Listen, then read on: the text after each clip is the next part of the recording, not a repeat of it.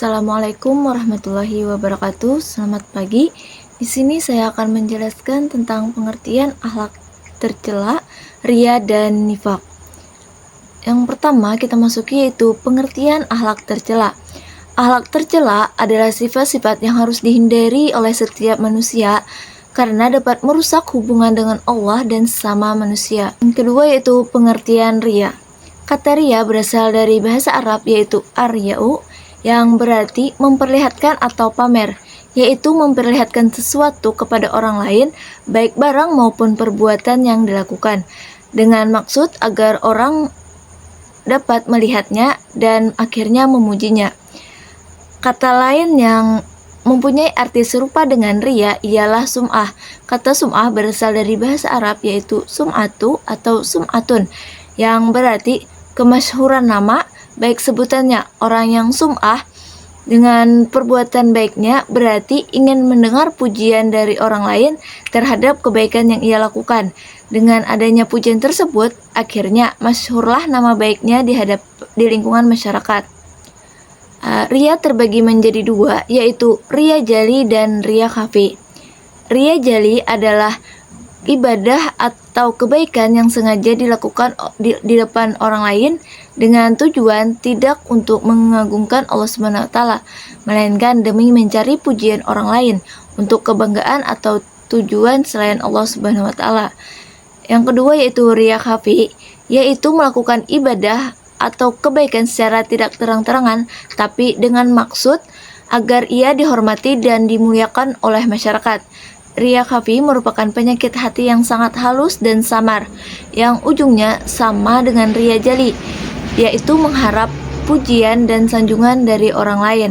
Contoh dari perbuatan ria, misalnya seorang siswa mau melaksanakan tugas PKT-nya secara baik sesudah guru masuk ke dalam kelas, dengan harapan agar guru menilai bahwa siswa tersebut siswa yang melaksanakan tugas. Selanjutnya, cara menghindari akhlak tercela. Yang pertama, melatih diri untuk beramal secara ikhlas walau sebesar apapun yang dilakukan. Yang kedua, mengendalikan diri agar tidak merasa bangga apabila ada orang lain memuji amal baik yang dilakukan. Yang ketiga, menahan diri agar tidak emosi apabila ada orang lain yang meremehkan kebaikan yang dilakukan. Selanjutnya kita masuki yaitu nifak. Pengertian nifak, secara bahasa kata nifak pura-pura pada agamanya, seperti lubang tikus di padang pasir yang sudah ditebak tembusnya. Secara istilah berarti sikap yang tidak menentu, tidak sesuai antara ucapan dan perbuatannya. Orang yang memiliki sifat nifak disebut munafik, sering bersikap tidak menentu, susah diketahui kebenaran ucapannya, sebagaimana susahnya mengetahui tembusan lubang tikus di padang pasir. Oleh sebab itu, orang lain sering tertipu dengan ucapan atau perbuatan yang tidak menentu. Nifak dibedakan menjadi dua macam, yaitu nifak iktikadi dan nifak amali. Nifak iktikadi adalah bentuk perbuatan yang menyatakan dirinya beriman kepada Allah Subhanahu wa taala, sedangkan dalam hatinya tidak ada keimanan sama sekali. Dia sholat, bersedekah, dan beramal soleh lainnya, namun tindakannya itu tanpa didasari keimanan dari dalam hatinya. Yang kedua yaitu nifak amali. Nifak amali adalah kemunafikan berupa pengingkaran atas kebenaran dalam bentuk perbuatan. Akibat buruk dari sifat nifak yaitu bagi diri sendiri tercela dalam pandangan Allah Subhanahu wa taala dan sama manusia sehingga dapat menjatuhkan nama baiknya sendiri, tidak disenangi dalam pergaulan hidup sehari-hari. Hilangnya kepercayaan dari orang lain atas dirinya, mempersempit jalan untuk memperoleh rezeki karena orang tidak mempercayainya lagi, mendapat siksa yang amat pedih kelak di akhir.